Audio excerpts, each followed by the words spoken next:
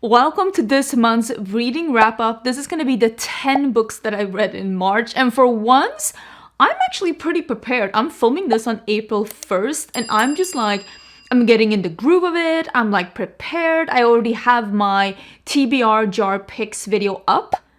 Who even am I? So I read 10 books. I actually almost read 11 books, but I did put the 11th book on my April list because I read the last 50 pages today, actually this morning, April 1st. So I'm just gonna take the 10 books here that I read, and also one of them I did read about 20% since before. I always start out with a little bit of like statistics, so let me bring up my statistics and we can talk about this.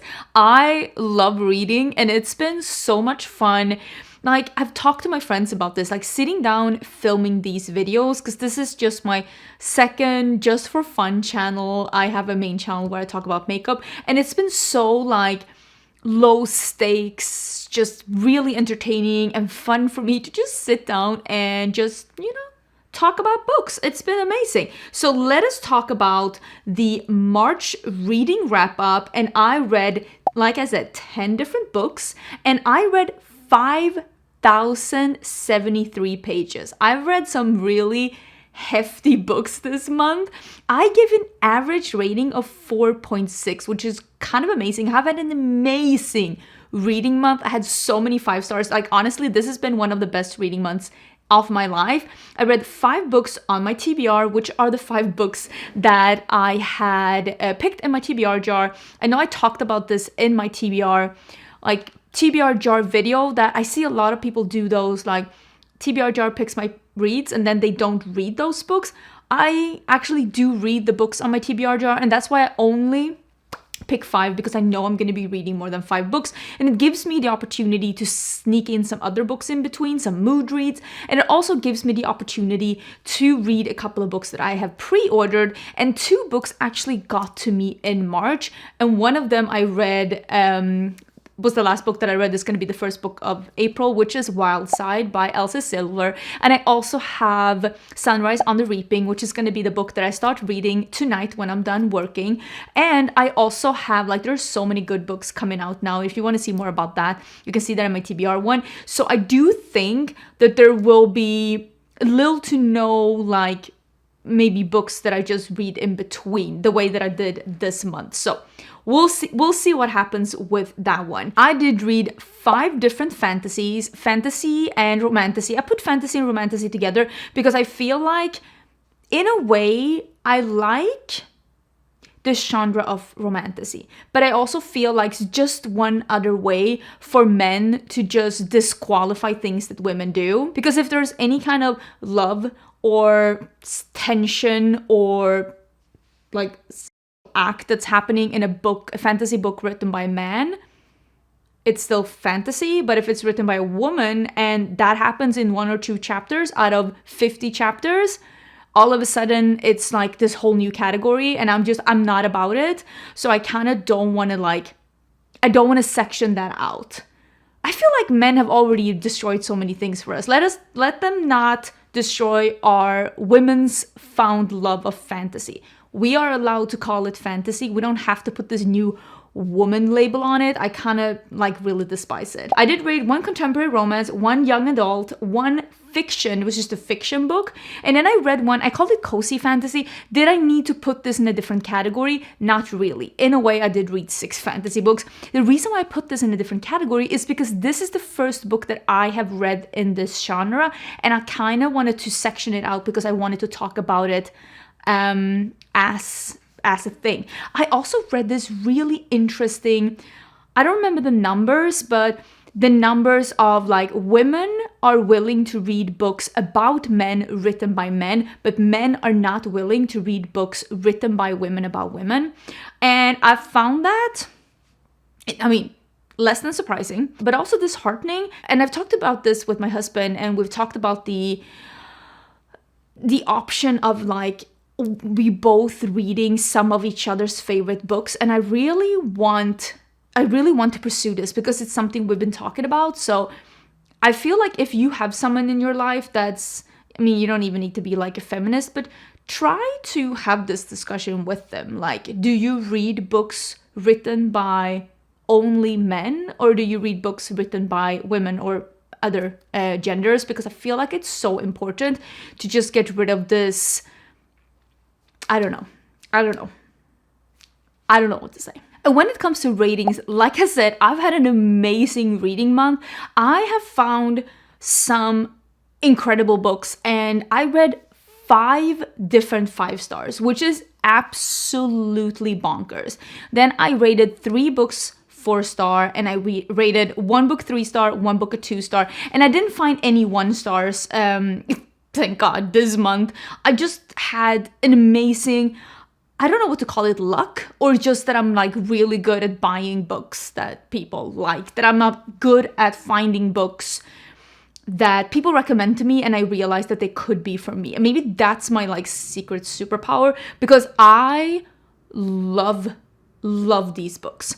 Let me start with the one book that I've read that is called like fiction. It's more like maybe contemporary fiction, and this is actually a book that I have read in my native tongue, which is Swedish. This is Björnstad by Fredrik Backman, and this is sold as Beartown here in the US, and I will probably link it in the US version down here, because I am living in the US right now. But I read it in Swedish because of course it's written in Swedish, and Fredrik Backman, I know from before. I haven't read a book by him, but I am fairly familiar with the way that he writes. He writes in a very smart way, and this is about a small town in northern Sweden. And I grew up in a small town, not unlike this one, that has a lot of similarities to this one.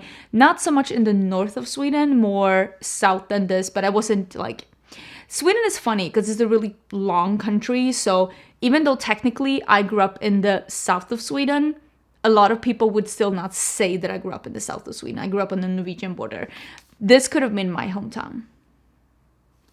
There are so many ways that this author really captures what happens in a dying small town in Sweden that actually is like spooky. The way that people talk about each other, the way that people act, the insecurities and the fears that they have, the way that some kids just want to get away, and the way that some kids just are afraid to ever leave.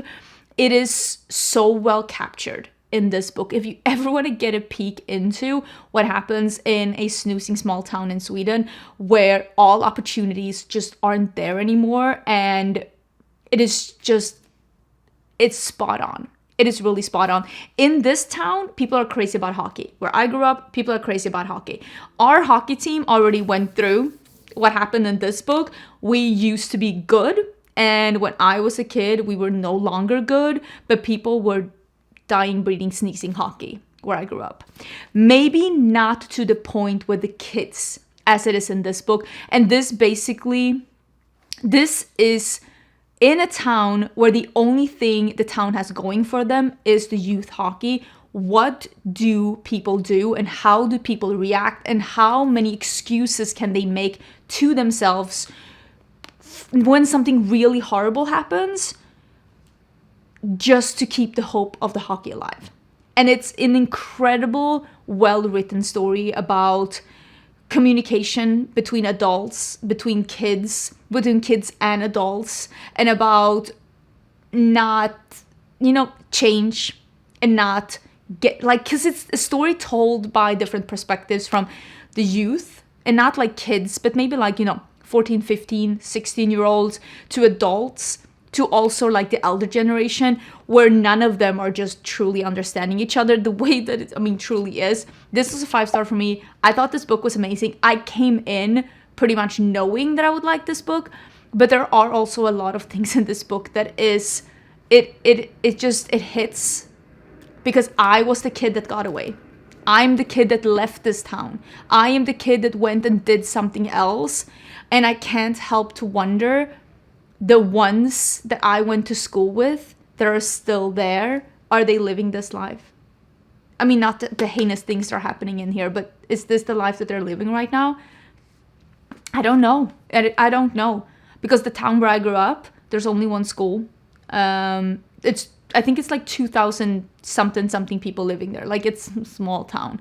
So yeah, if you want to get a look into small town Sweden, definitely recommend this one. I thought it was a really amazing book.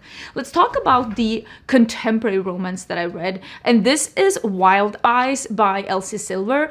I gave this book a 5-star too. This is an absolutely incredible book, and I loved the character development in this book and the way that Elsie Silver, in such a very believable way, writes people falling in love without it being too over the top. Like, as I feel like sometimes some of these contemporary romance books, it's all about over the top romantic gestures, and I hate those. Literally despise them so much. Don't do that. Don't do that. Somebody proposes to me over a Jumbotron, I'm heading home. Delete my number. We are never going on a date ever again. I just love the way that in the beginning, it's not, with that being said, maybe there is a big grand romantic gesture in here, but they don't do stuff like that without fully knowing that the other one will like it. They're taking time to get to know each other. This is about a pop star that's just really fed up with her entire career and the management that are her parents, and she's realizing that they might not have her best interest in heart, and she is going to this record studio that is set up in the first book. Without giving anything away, because that's literally how the first book starts. The first pages of the first book, this is the second part of the series, starts with them setting up a record studio, and she goes to record in the studio because she needs a break from everything, basically. And there is a really nice meet cute in the first chapter of this book where she meets the male love interest, which is West, which is the best friend of the guy who has the record studio, and he saves her from a grizzly bear, basically. It's super hilarious, and also this is what this book has going for it. I laughed out loud so many times. I cried. I absolutely love this book. I feel like I read this book in a reading vlog, because I had my first ever reading vlog. Thank you so much, by the way, for all the sweet words you said about that one. I felt so like fish out of water recording that one, because I'm like, is this how you do it? Is this what I'm supposed to do? But it felt entertaining, and I'm happy that you liked it. It's one of the videos that I uploaded most recently on this channel. If you want to see like a very cozy reading vlog, I feel like I read this one. Yes, I feel like I read this one, and I feel like I cried. Right? That's what happened. I mean, I cry at everything, but I really did enjoy this book.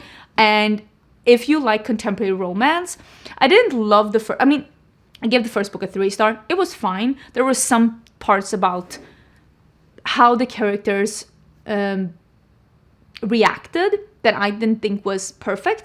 But the second book is really good. And I did read the third book as well, and I did really enjoy that too. And we got a snippet into the fourth book, and I feel like the love story could be a little bit taboo in the fourth book, because we'll see. We'll see if I'm right about that. But I really like this one. If you want to have a nice, cozy contemporary romance, I definitely recommend this series by Elsie Silver. It's really heartfelt, and you can feel the love on the page. If you love reading about love, definitely read this one. I will say, Elsie Silver does write some real spicy smut. So if you are a prude, there might be some things that you would want to miss, like skip over. It's not like, some books are just written because they want to have smut in there. I don't feel like Elsie Silver does that, but she's definitely very much on page. And I feel like there's one scene in this book that literally like altered my brain chemistry. And I'm like, am I a prude?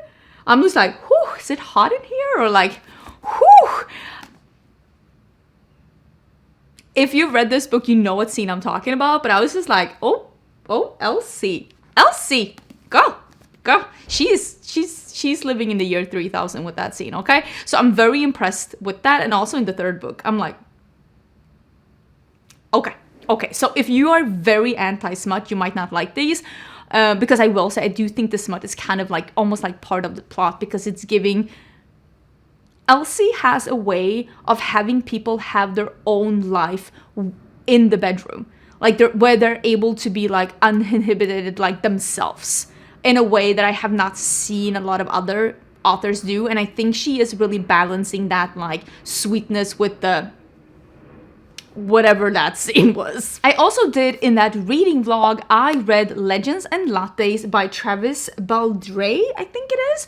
And this is the cozy fantasy that I read. I'm not gonna go too much, I mean, I did already go too much into the Wild Eyes one, but I gave this one a 4-star. I do think that this is, and I always call contemporary romance a palate cleanse for me, in between like more heavy books or heavy world building fantasy books. But if you don't read contemporary romance and you want to get a palate cleanse, this was a really good palate cleanse.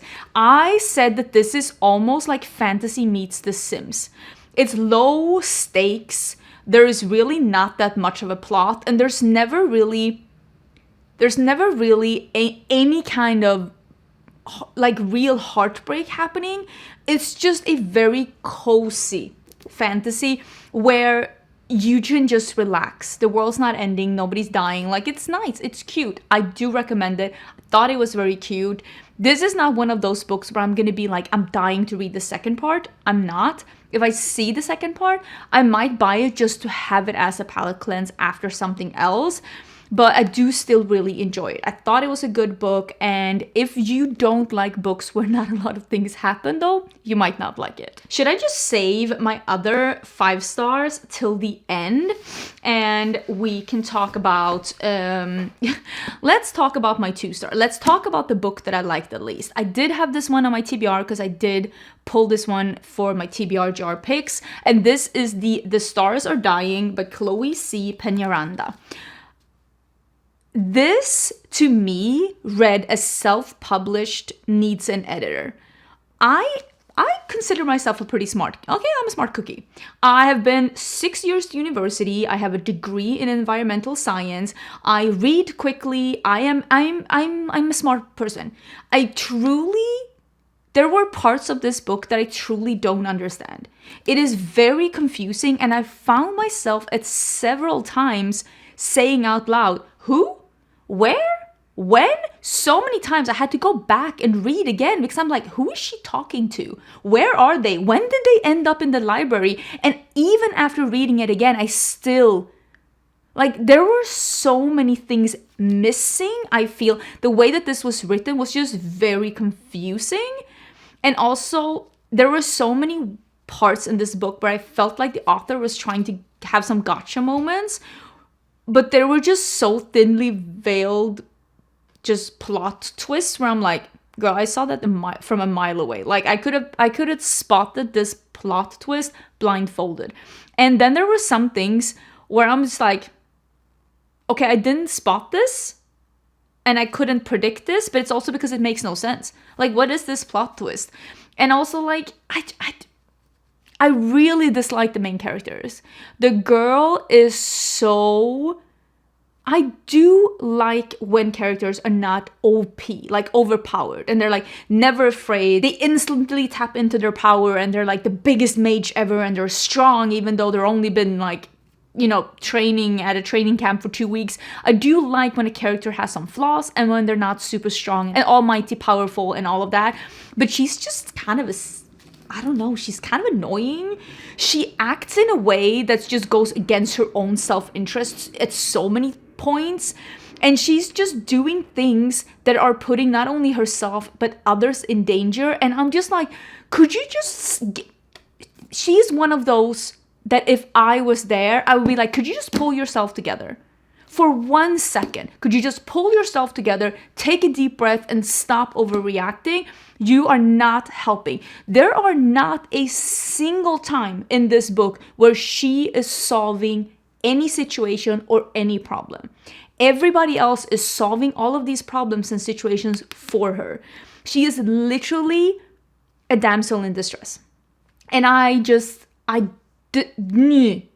don't like it. She is just not smart, strong, funny, or just, I don't know, brave enough to be...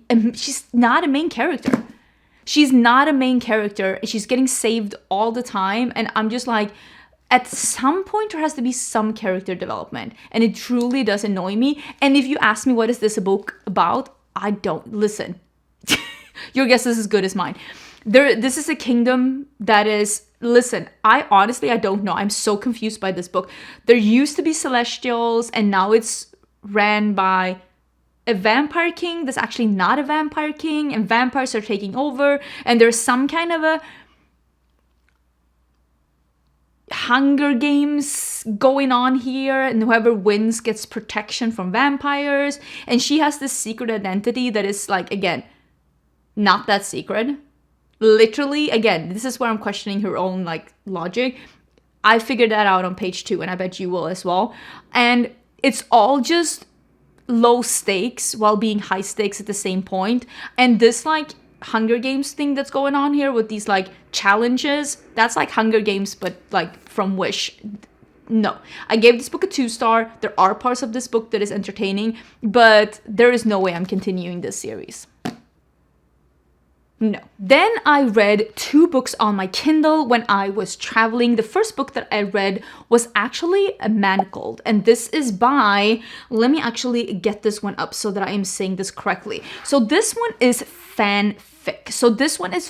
This is Harry Potter, Hermione, Draco Malfoy fanfic, and the whole plot of the book is, what if Voldemort won the war and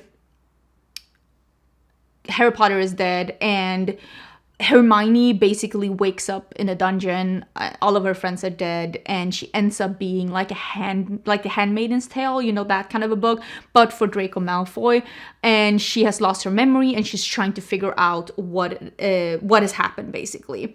It is by SenLinYu. So this book, everybody loves this book. It is almost 1,000 pages and everybody loves this book. And this book is getting traditionally published this year under the name Alchemised, and I will link that down below.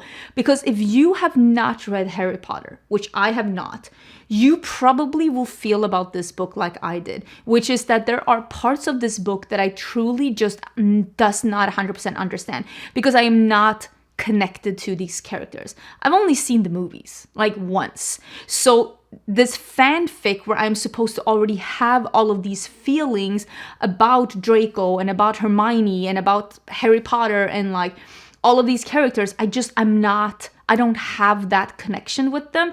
And also sometimes there are spells that are not explained, and I kind of understand that it's because these were explained in the Harry Potter books. And then sometimes there are magic and spells and stuff that are very well described, and I'm understanding that this is, well, the author came up with this and built on the system. So I think this book will very much benefit from being traditionally published, and all of the things that are copyrighted, which is of course the Harry Potter and all of that, will be scrapped from this book, and it's going to be a totally different kind of a setting. And I also think that that will make the book easier to understand if you're like me and you haven't read Harry Potter, because now the author is going to have to reintroduce us to everything from the beginning. Like nothing is given to you like from the start, because I have heard so many people who love Harry Potter that says that this is a 6-star book, like they love this book, this is the best book they ever read. For me, I gave this a 4-star, and I gave it a 4-star for 2 different reasons. One of them being, this is too long-winded.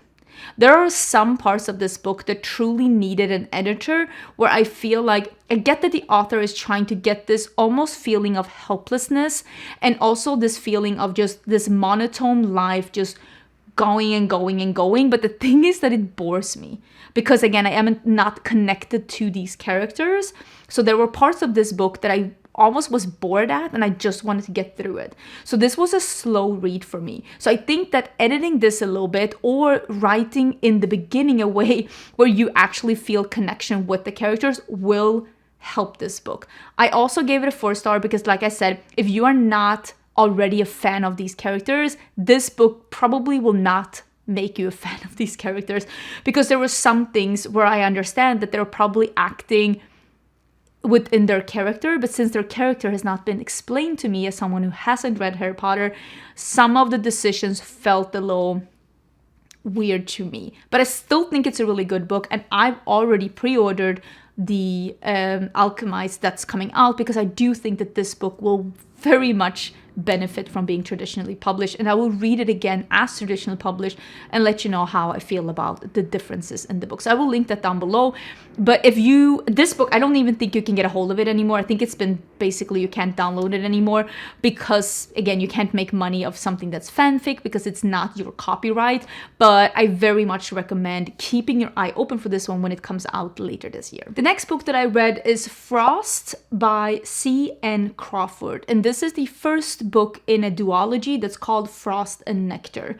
This book, I give this one a 4-star. This is a very entertaining book that is like fantasy but nowadays, and it's in our world. And basically this is almost like an alternate universe where there has been this hidden Fae world or Fae universe this entire time, but they have kept hidden from us. But through different decisions, they decided to make themselves known to humans, and there has been some traveling between Faes and humans in between the worlds. The main character, she runs in on her boyfriend that she's been supporting for the past couple of years, just cheating on her, and her whole life just feels like it's in the gutter. And through a turn of kind of comical events, she ends up finding herself in the Fae world, because she is Fae herself and she knows she's Fae, but for one reason or another she has been cast out of the Fae world as a kid, and for this reason she really hates Fae and she's not allowed into the Fae kingdom again. But the king invites her as almost this contester to, it's like the bachelorette of the Fae kingdom. The king needs a wife, and so he invites her because he thinks he meets her when she's, at her absolute rock bottom. After she finds out her boyfriend's been cheating on her, she is like blackout drunk and berating him, and he's like, she's perfect. I'm gonna invite her to this game and I'm gonna make sure that she wins because I need a wife, but I don't want to fall in love, and she's just a mess. And that's how this book starts. And it is an entertaining, and it's almost like the perfect mix between fantasy and contemporary rom-com, because it's very comedic but it still has the fantasy elements, but it is around this love story, but it's not, the love story isn't taken over to the point where the plot is just forgotten. Is this gonna be the best book you ever read? No, because I love the characters, I love the banter, I love the comedy, I love the side characters, and I thought it was an entertaining book.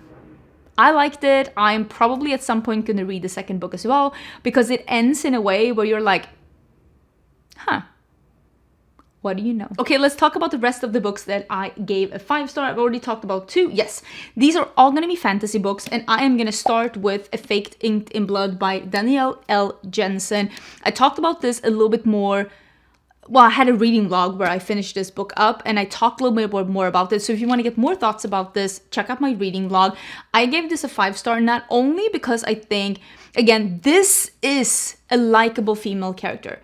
She is not perfect and she is learning, but she's not wimpy. And there are situations where she actually saves herself. This is a flawed human. She has blood of a goddess in her, so she is part goddess. And through different turns of events, she ends up getting married to this chieftain or jarl. This is set in Norway during the Viking age of Norway, and it's basically fantasy in the sorts where, what if the Norse mythology was true? That's how this is written. All of those myths and legends about Norse mythology, what if that was true? What if that magic that they're describing is true? That's how this fantasy is written. So Freya, she has a blood of a goddess in her, and like I said, she finds herself being married to a jarl, which is like a duke or a lord, and he has these plans of becoming a king, and he thinks that she's gonna help her with, again, the drop of a goddess in her. But she's not attracted to him, he's not attracted to her, he just wants to use her for power. And he tells his son, because he's much older than her, to take care of her and make sure that she doesn't get hurt. As you can already tell, there are some implications to this. And quite honestly, I really like what this author, it's clear that this author has put a lot of thought into how can I make Norse mythology make sense here? And a lot of the things that she is picking from Norse mythology is true. You know, she didn't do a Marvel and just made Hela into something like sci-fi. There is a very interesting plot twist at the end that I picked up on halfway through the book. But it's only because I know Norse mythology, because again, I'm Swedish. We are taught like Norse mythology in school because you need to know your heritage, like where did you come from? And I picked up on it really quickly, and I like those Easter eggs where it's like, if you don't know about this, you won't pick it up. You won't pick it up. But when it finally happened at the end, I was like, I knew it. I'm a genius. I'm not a genius, but like, I like the turns and the events that happened throughout this book. Again, I thought the feelings between the characters were very believable. There's no grand gestures. I love the way that they spoke to each other. I love the way that she made the Norse mythology, like magic, come to life in this book. And it ended in a way where I am just dying to read the next book. And the second part is coming in May, and I cannot wait to read it. Cannot wait to read part 2. Absolutely love this one. I was hooked, and I really liked it. And if you are interested in Norse mythology, this one is staying pretty true to the different myths and legends. I also really, really loved One Dark Window by Rachel Gillig. And I kind of knew that I was going to like this one. A lot of people who has similar taste to mine has really loved this one. And also a lot of people that usually do not like, romantasy has also really loved this one, which tells me that this one may have like a little bit more maybe substance to it. This book is kind of heavy. It has an incredibly interesting magic system that contains in different cards, almost like little tarot cards, and whoever holds the card holds the magic that the card contains. And this kingdom has a curse on it that has been cast on this kingdom when he created these magic cards long time ago. And the only way to get rid of the curse and the fog, the mist that is over this kingdom, is to collect all the cards together, but nobody's been able to do that yet. And it is just a really intriguing story about, it's not necessarily like a traditional romantasy, but there still is a very prevalent love story in here. And it's not enemies to lovers. It's more like reluctant, like allies to something more. I love the side characters in here. There's definitely a very big part of this is like found family, and I know for a lot of people that is like one of their favorite tropes to read about. There is a lot of things going on in this book, and with different, again, I like when characters are not 100% good or bad, and when you see them do stuff that you don't agree with, but you kind of understand why they did it because it fits in with their character. There's a lot of those going on in this book, and I like to see where this one goes. I give this a 5-star. I thought it was extremely entertaining. And again, this is another one of those where it's like, she's human and she's afraid sometimes and she's not perfect, but she saves herself most of the time. And I like that.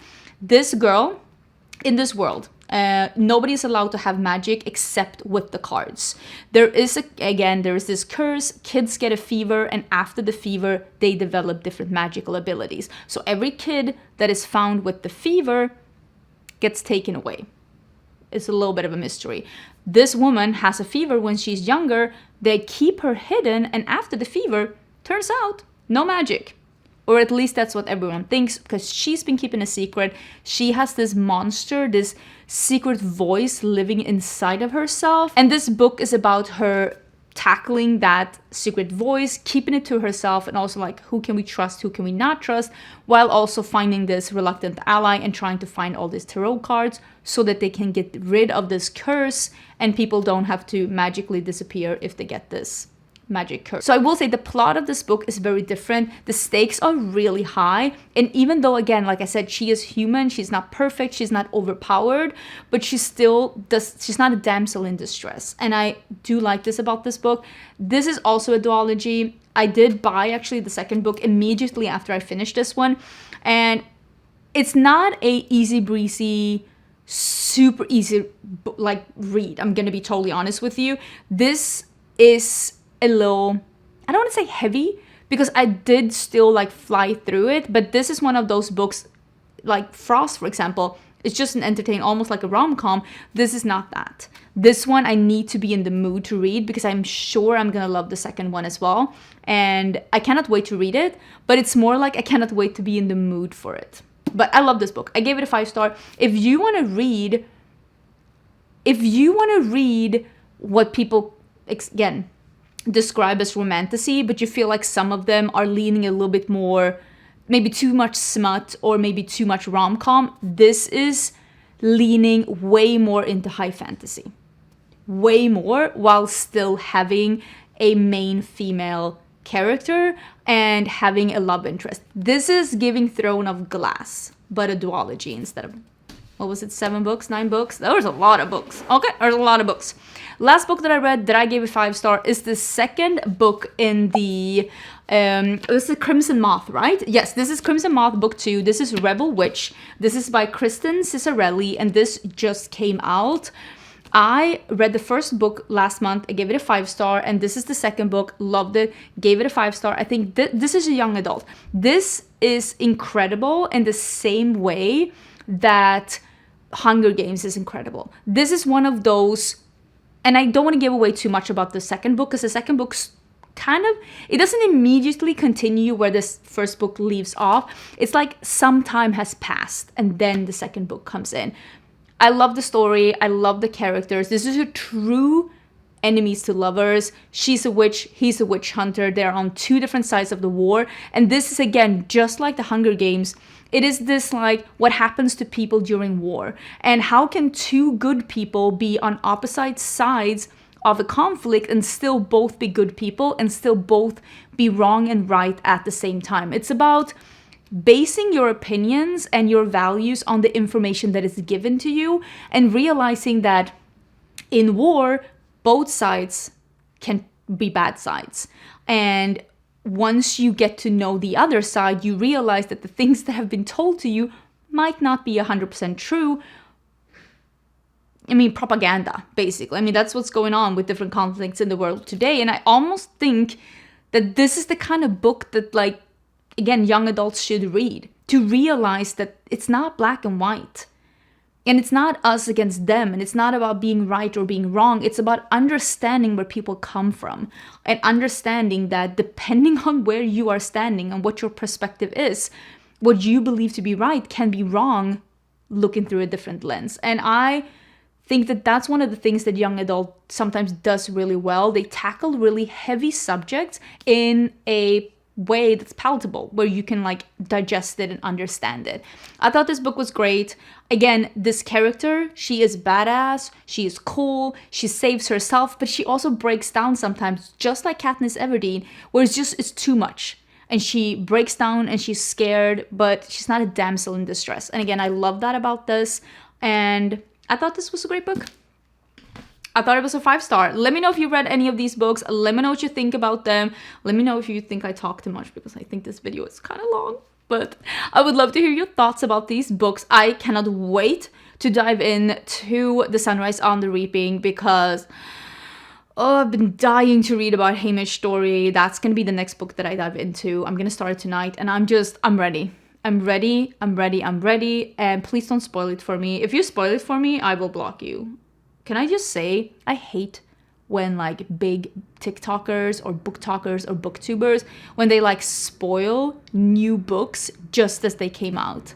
I'm like, what's wrong with you? Like, isn't this like your job to get people excited about books and then you spoil it?